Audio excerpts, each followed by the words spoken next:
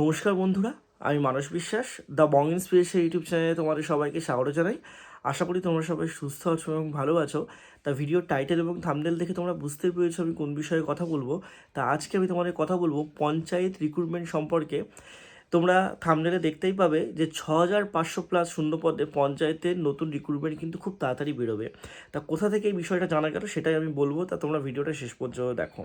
তা দেখো, তোমাদের নতুন মন্ত্রিসভার প্রথম বৈঠক কালকে হয়ে গেছে। শুভেন্দু অধিকারী আমাদের রাজ্যের বর্তমান মুখ্যমন্ত্রী, এবং তার সাথে সাথেই তোমাদের কিন্তু 3-4টে দপ্তরে তোমাদের কিন্তু যে মন্ত্রিত্ব অনেকেই কিন্তু পেয়েছেন, যেমন অগ্নিমিত্রা পাল পেয়েছেন, তারপর দিলীপ ঘোষ পেয়েছেন।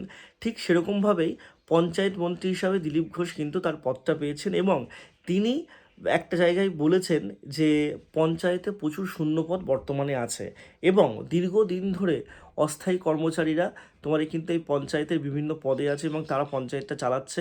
কোনো রকম রিক্রুটমেন্ট না হওয়াতে প্রচুর শূন্যপদ কিন্তু বর্তমানে পঞ্চায়েতে খালি আছে।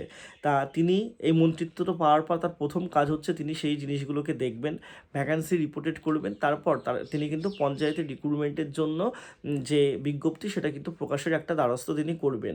এটা একটা খুবই পজিটিভ দিক। তোমরা ইতিমধ্যেই জানো যে মানে 1-1.5 বছর আগেই তোমাদের পঞ্চায়েতের একটা নতুন রেজিস্ট্রেশন তোমাদের আগে সরকার তারা করেছিল, তারপরে সে আর কোনো খবর নেই।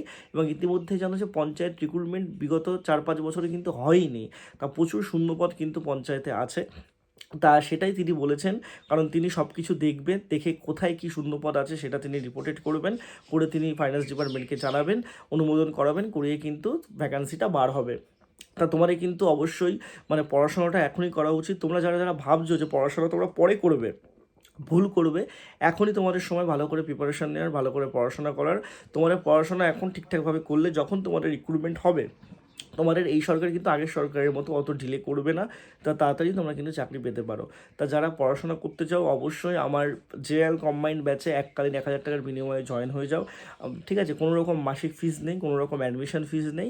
এছাড়াও আরেকটা কথা তোমাদেরকে বলি, শুধু পঞ্চায়েতে না, তোমাদের 50,000 ডব্লিউপি কেপিতে প্রচুর ভ্যাকান্সি আসতে চলেছে। ক্লার্কশিপের ভ্যাকান্সিও তোমাদের খুব তাড়াতাড়ি আসতে চলেছে। সব নিয়ে পরপর ভিডিও আমি তোমাদের দেবো। তোমরা চ্যানেলটা কিন্তু অবশ্যই সাবস্ক্রাইব করে রাখো। ধন্যবাদ।